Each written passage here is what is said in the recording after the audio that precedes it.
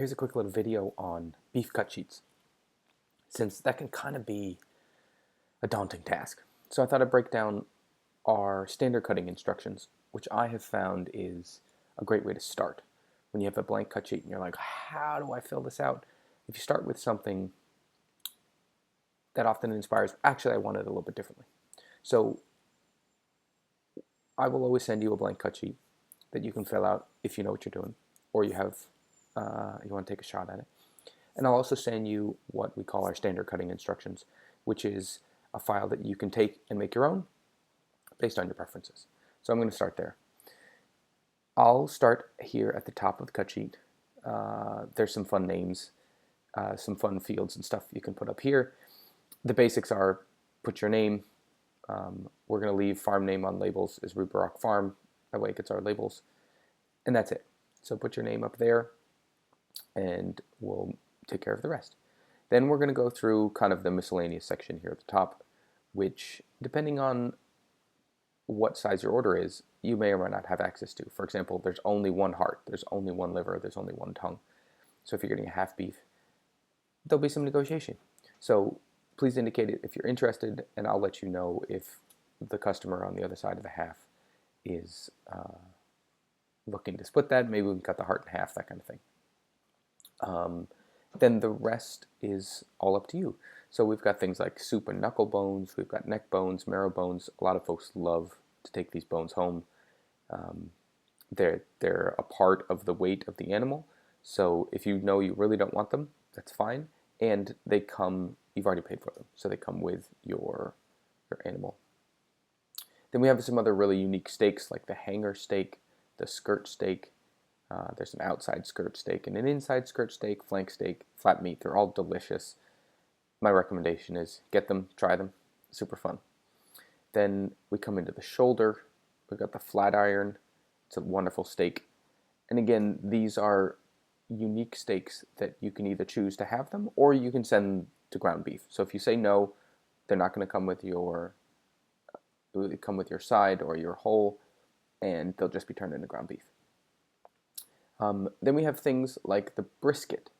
The brisket's a large roast or cut of meat off the front of the animal, and your choice there is kind of, do you want the roast or do you want ground beef? So with any muscle group, we're deciding how do we want to prepare it. So for the brisket, if you love grilling or barbecuing or slow roasting, it's an excellent, excellent cut. And the other option is to add it to your ground beef. Then we come into the chuck. Well, I guess we've got some other shoulder things. We've got a shoulder roast. We often find stew meat is a great place to take out of the shoulder. So instead of getting a shoulder roast, I've indicated here stew meat. You can also get shoulder steaks. So this would be an area where you choose. Do we want a roast? Do we want steaks? Do we want stew? Then we come into the chuck. We recommend getting chuck eye steaks out of the chuck. And there's probably room for some other roasts in there. So I've got some boneless roasts. The chuck eye is a certain part of the chuck. And then I've indicated some stew from many other places in the chuck. So again, if you know you don't like roasts, you can just get the steaks. If you know you just really like burger, the chuck is a great place to add to quality of the burger. If you know you love slow roasting, you can get all chuck roast. You can get bone-in chuck roast, you can get boneless chuck roast. This is part of the fun of it, is you get to choose based on, hey, what do we want to have in the freezer? And then we come into the prime rib, which is the high value, the delicious steaks of the beef animal. And this is where you get to choose how you want your steaks. So we typically do a boneless steak, mostly for packaging reasons, because the bone often breaks the package and then it's a bummer for all the freezer burn. If you really like a bone-in steak, you can get, those are down here, same steaks as these guys up here. T-bone and porterhouse are the bone-in steaks, and your boneless Delmonico's are essentially a boneless ribeye.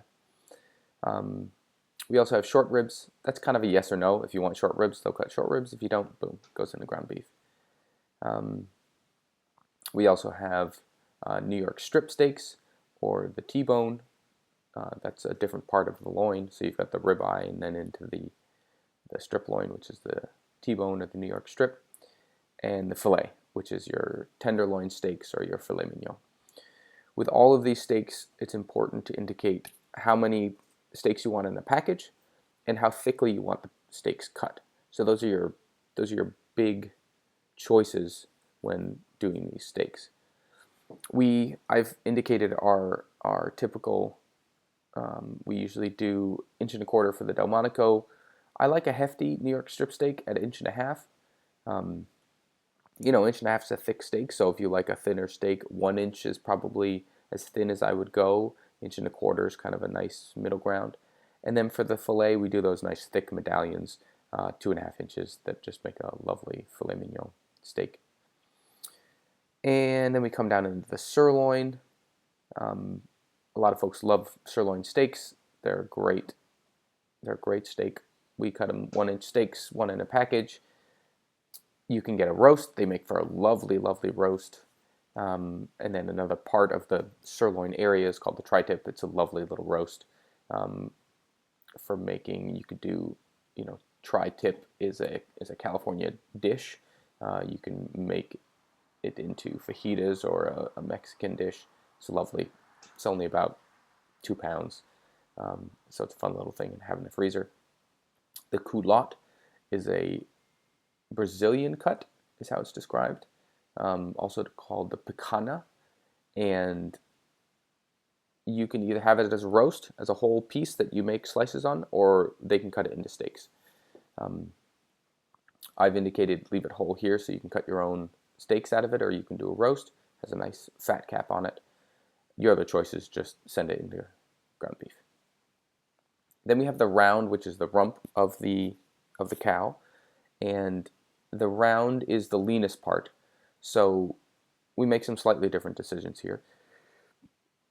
I'd say this is the biggest area where if you really don't know if you're a ground beef person, if you're a steak person or a roast person, this is an area where we can make some adjustments. So just to give you a sense, if you take as many cuts as you can from the animal for a whole beef, we usually get about 200 pounds of ground beef. So even if you're not adding to ground beef, there's still plenty of ground beef. So that's 100 pounds for a side.